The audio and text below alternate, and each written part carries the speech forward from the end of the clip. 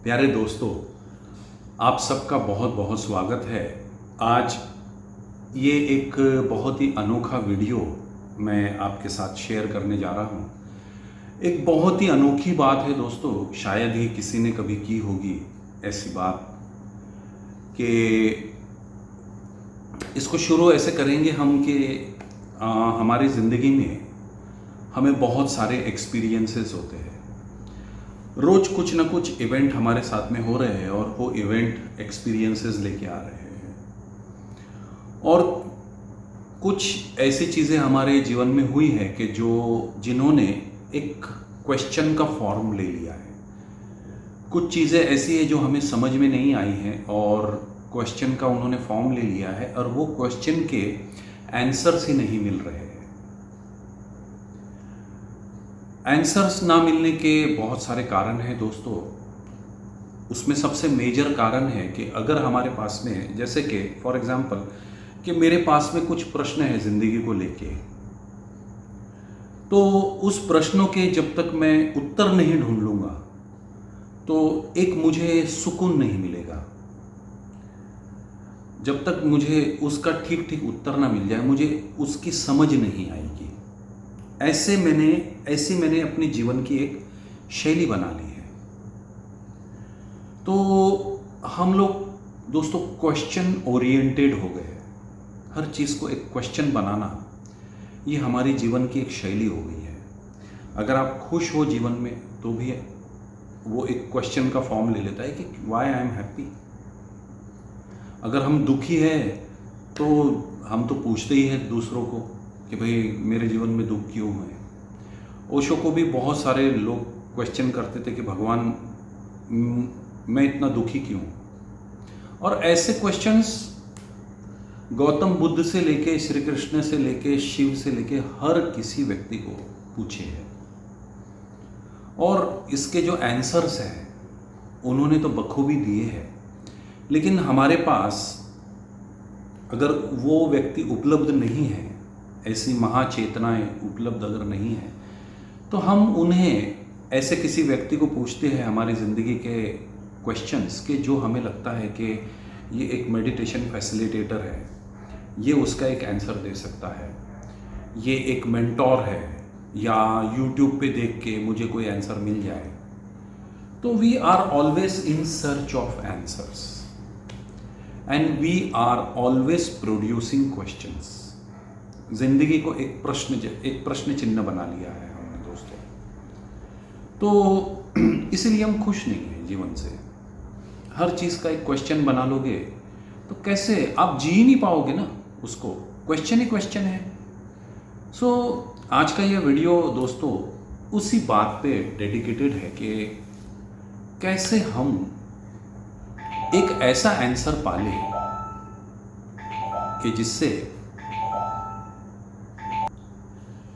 कैसे हम ढूंढ ले कोई एक ऐसा पुख्ता आंसर जो सदा के लिए शाश्वत आंसर है, शाश्वत है। तो दोस्तों मैं आपको एज अ मेडिटेशन फैसिलिटेटर मैं आपको बताना चाहूँगा कि कोई भी व्यक्ति आपको आपका आंसर नहीं दे सकता है। Stop asking questions to meditation facilitators. मैं अपनी ज़िंदगी से बता सकता हूँ कि मेरी भी ज़िंदगी में कुछ ऐसे सवाल है, बहुत कम रह गए हैं, लेकिन मैं भी कुछ खोज में ही हूँ, है ना। मैं आपको कितने भी आंसर्स दे दूँ आपको वो सूट नहीं करेंगे, क्योंकि मेरे आंसर मेरे लिए है, किसी और के लिए नहीं है ना। तो यह वीडियो बनाने का कारण ये है कि मैंने भी बहुत खोज की है कि कहाँ से कोई एक ऐसा कुछ मिल जाए मुझे कि एक ही जगह पे सारे आंसर्स मिल जाए, एक ही जगह पे।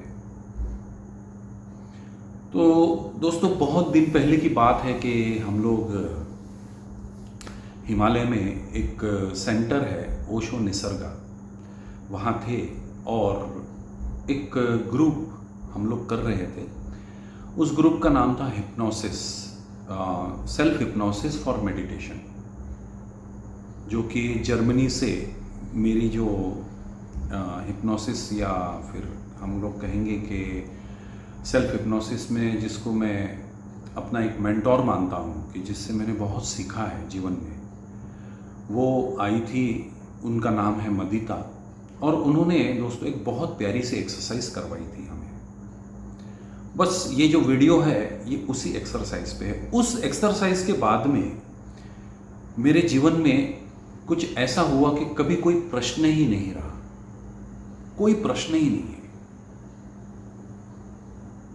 तो बड़ी सुंदर एक्सरसाइज थी दोस्तों। उन्होंने कहा था कि एक कागज़ पे अपने कुछ प्रॉब्लम्स लिख लीजिए, जो कि बहुत हॉन्टिंग प्रॉब्लम्स हैं, जो बड़े तगड़े प्रॉब्लम्स हैं आपके, वो आप लिख लीजिए।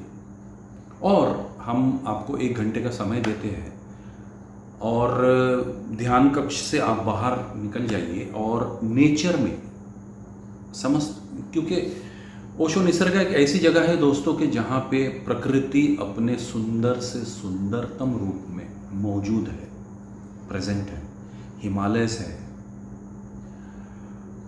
वाटर है, एयर है, बहुत सारी चीज़ जो 5 तत्व होते हैं जिससे ये इस जगत का निर्माण हुआ है, भरपूर मात्रा में है दोस्तों। फ्लावर्स है, बर्ड्स है, बहुत सारी चीज़ें जो बहुत प्राकृतिक है। तो उस फैसिलिटेटर ने हमको बताया कि आपके जो आंसर्स हैं वो नेचर में रखे हैं, जाओ और उन्हें ढूंढ लो। तो दोस्तों बड़ा एक शौक लगा था हमें कि आज तक तो कभी नेचर से पूछा नहीं हमने। तो मैं तो थोड़ा सा आई वॉज शॉक्ड कि कैसे मिलेंगे आंसर। तो दोस्तों बिल्कुल हॉल के पीछे एक छोटा सा झरना है, जो एक नदी का एक पार्ट है। तो मुझे ऐसा लगा कि बस मैं यहीं बैठ जाऊं और यहीं से मुझे आंसर्स मिलेंगे। ऐसा मुझे अंदर से ऐसा लगा, ऐसा फील हुआ, ऐसा कॉल आया मेरे अंदर। तो मैं बैठ गया दोस्तों। मेरा प्रश्न ये था कि how could I be a better father. मुझे बेटा हुआ था उस वक्त। तो मैंने, वो प्रश्न तो नहीं था लेकिन एक जिज्ञासा थी मेरी कि कैसे एक बहुत अच्छा पिता बन सकता हूँ मैं। और नदी के पास बैठ गया दोस्तों, और पानी बह रहा था, it was flowing. I got the first answer. और उस फैसिलिटेटर ने बोला था कि ब्रिंग एटलीस्ट 5 आंसर्स। तो I got the first answer, that was flow. मुझे ऐसा पता चला कि इसको मैं अपने आप पे ना आधारित करते हुए एक ज़िंदगी की बात बताऊंगा कि ज़िंदगी हमारी बहती नदी समान है। मुझे ऐसा पता चला उसमें कि एक कंटिन्यूअस फ्लो है, फ्लॉलेस, जिसको हम कहते हैं ना, फ्लॉलेस फ्लो। ऑब्स्टिकल्स बहुत है पत्थरों के रूप में, लेकिन ज़िंदगी रुकती नहीं है कहीं पे। और हम लोग है ना, हर चीज़ को रोक लेना चाहते हैं। हर चीज़ को, पैसे आए पास में रोक लेना चाहते हैं, खुशी आई रोक लेना चाहते हैं, उम्र हमारी रोक लेना चाहते हैं, हम बूढ़े नहीं होना चाहते, हम मैच्योर्ड नहीं दिखना चाहते, हम ये भी नहीं चाहते कि हमारे बाल सफ़ेद हो जाए, है ना, हम काले करके फिरते हैं ऐसे। हर चीज़ को रोक लेना चाहते हैं, हर चीज़ पे एक बाउंड्री लगा देना चाहते हैं, हर चीज़ पे कि ये मेरा घर है, ये मेरी बाउंड्रीज है, ये मेरा स्वभाव है और ये मेरे स्वभाव की बाउंड्रीज है ना। कोई भी व्यक्ति को इजाज़त नहीं है मेरे करीब आने की। ऐसे बहुत सारी चीज़ों में हम हर चीज़ को कंट्रोल में कर लेना चाहते हैं, लेकिन एक नदी किसी के कंट्रोल में नहीं होती। It is continuously in a flow. इसीलिए खुश है अपने जीवन में नदी।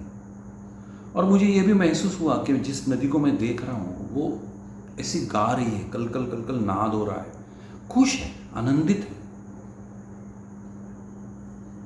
पत्थर पे से नहीं जा पा रही है तो साइड में से निकल जा रही है, बड़ी आनंदित है, फ्लो में है, एक मौज में है, एक मस्ती में है। तो I got the first answer. मैं आपसे 3 आंसर के 3 बातों का इसमें जिक्र करूंगा।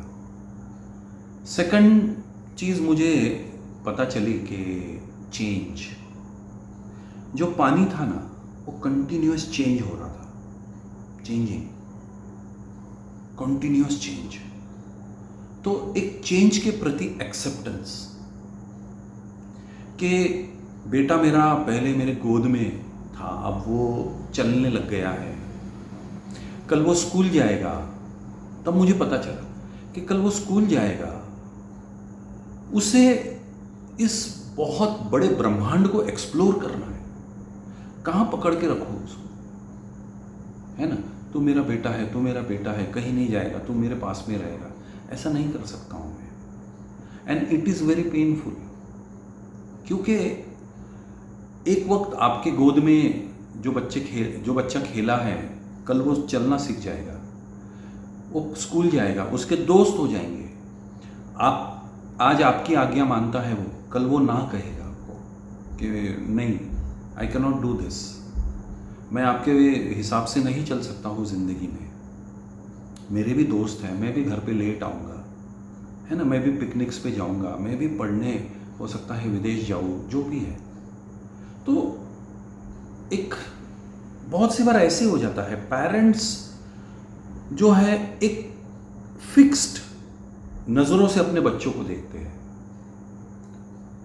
और उन्हें ऐसा लगता है कि ये बच्चा हमेशा मेरी आज्ञा मानेगा।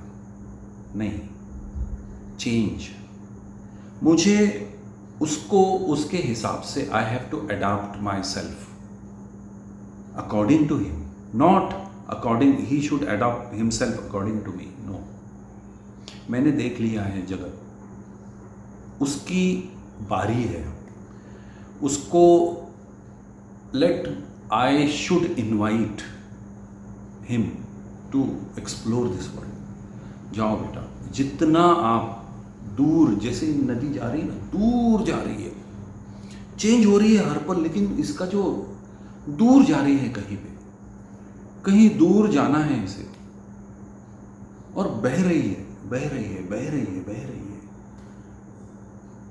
मैं उस जगह पे 5 साल बाद में भी गया, तभी भी वो नदी बह रही थी, सेम।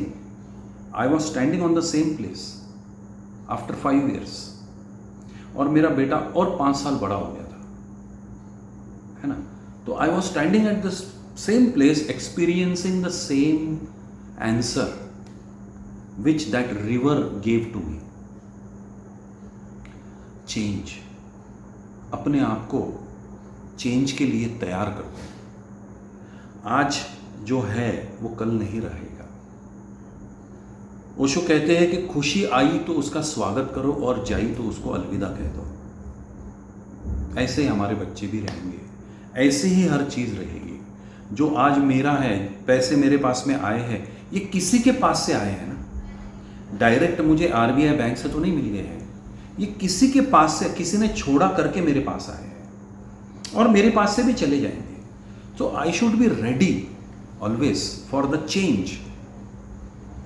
सो एक readiness to change, the second lesson I got, and the third lesson I got is the search, the surrender which the river is adopting every moment। एक सर्च है, एक खोज है, एक इंसान किसी ना किसी की खोज में है। मेरा बेटा भी, जो मैंने क्वेश्चन किया था कि भाई he is also searching something, I am also searching, every one in this world is searching something, है ना। इसको भूल नहीं जाना है। हम सर्च को अगर हम ख़त्म कर दें हमारी ज़िंदगी से, तो एक तालाब जैसी ज़िंदगी बन जाएगी हमारी, है ना। इसमें कुछ नहीं, सिर्फ कीचड़ ही, सिर्फ बास ही आएगी इसमें से। तो एक रिवर होती है ना, एक सागर की तलाश में होती है, लेकिन जो टेरिटरी है, ये बड़ी सुंदर बात है कि जो टेरिटरी है दैट इज़ अननोन, कोई पाथ नहीं है, कोई मील के पत्थर नहीं है नदियों के पास में।